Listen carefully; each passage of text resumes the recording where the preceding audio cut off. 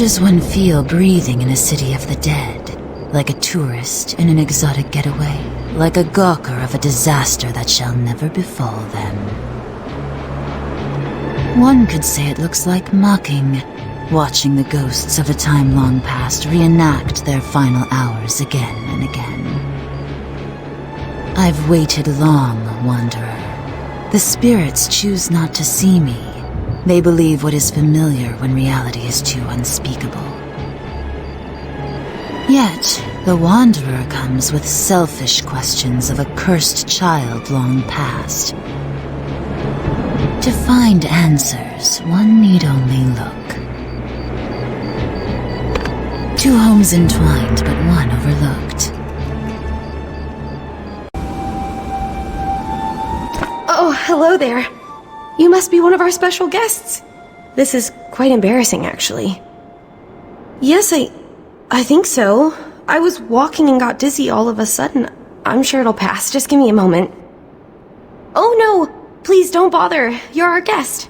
I'm sorry you had to come into our house and see me like this. I was about to boil some water for tea. Oh, it's my pleasure.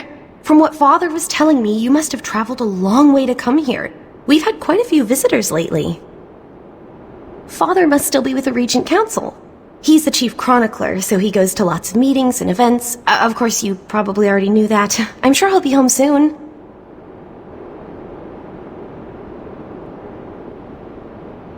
You're very nice.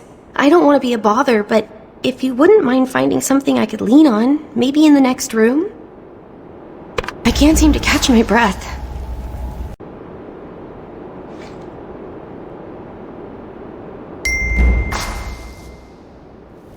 I don't know what happened, but I feel much better.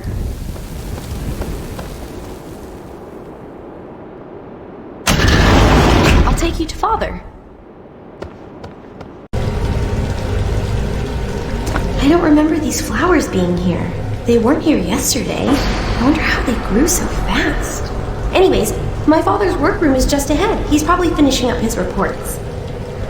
These tunnels connect to the banquet hall and my friend's house. We used to play hide and seek down here when we were younger. Yes! Do you know her? How odd! Jynsoyun's like the little sister I never had.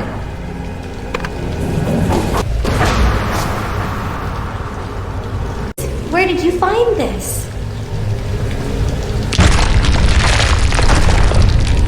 This place was like our playground.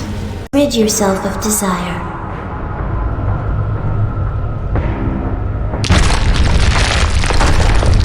Jynsoyun's very smart. What exactly does your dad do? He listens and records everything for the prince. Sometimes he hears secret things. Finding out secrets is his job?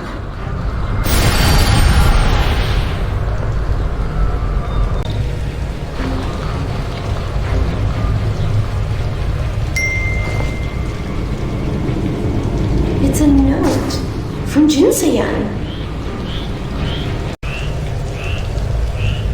This is definitely her handwriting, but this doesn't make sense. She says she went to my father's study and read some of his records. She seems to think something terrible is going to happen.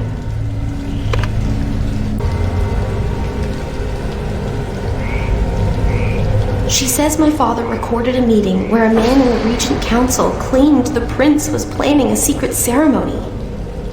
He said the ceremony could destroy the entire city. Most of the others didn't believe him. They put the man in prison for heresy.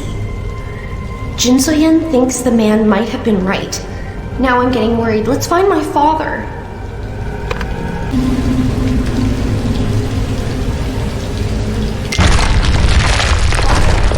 Father! Prince Sobu has ordered me to record notes from the conversations of all our honored guests without their knowledge. It is not a task I relish. Page 120. Today we welcomed envoys from Dasari Palace. The Dowager herself is in attendance and is urging Sobu to perform something called the Divine Mandate Ceremony. Page 153. Monks from Ajudar Monastery are here. Prince Sobu is convinced they possess a sacred relic an accusation which the monks strenuously deny. Page 194. Prince Sobu is desperate for a sacred relic. Many visitors come and promise him such a relic, but when their claims are disproved, executions come swiftly. I heard my father's voice through the listening tubes. He must be on the other side. Yes, they're quite extraordinary, actually. These tubes carry sound from the meeting rooms and halls where the prince and his council meet. I think these tubes lead to the banquet hall, but I shouldn't go there. Father would be upset if I interrupted his meeting. Are you sure you don't mind? If you insist, but please be careful. You can take the stairs over there. For once, I hope Jynsoyun was wrong.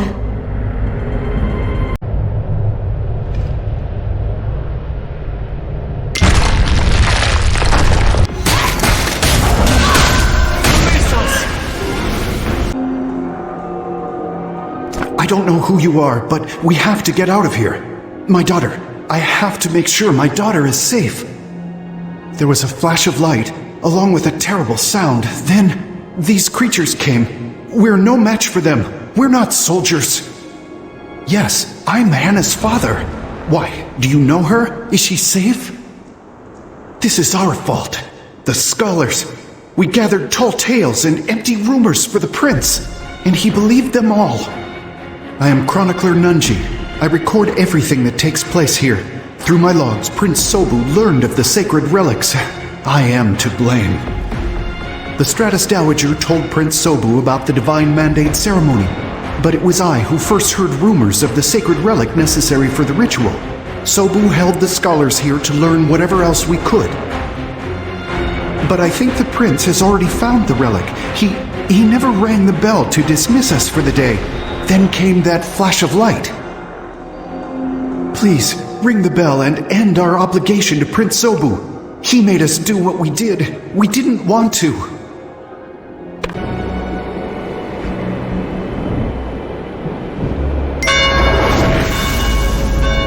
Thank you, stranger. Please give my love to Jynsoyun.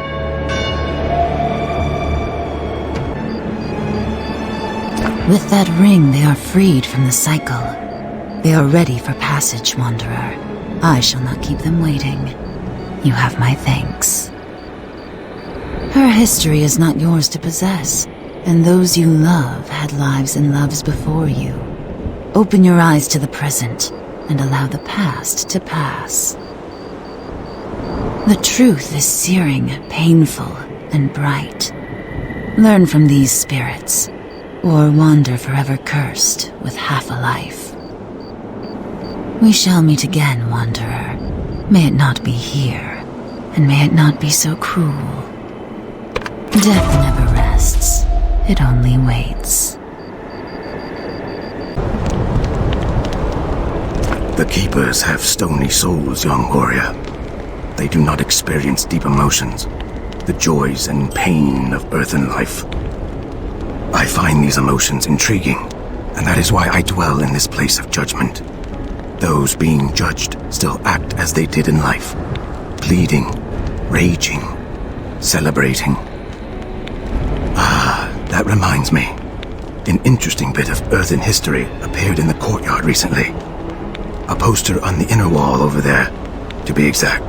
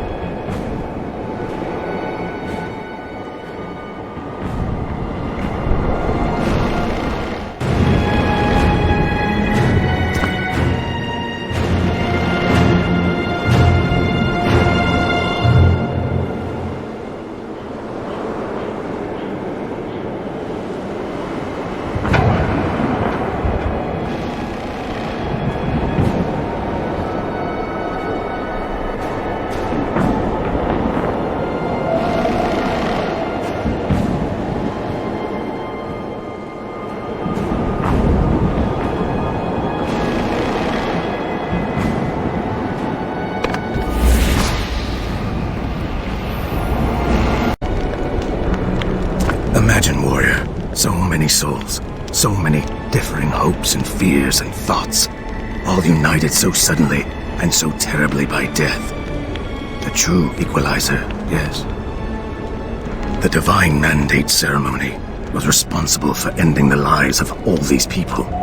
Pure folly, driven by the worst of mortal flaws and frailties. And yet, I feel a sort of pity.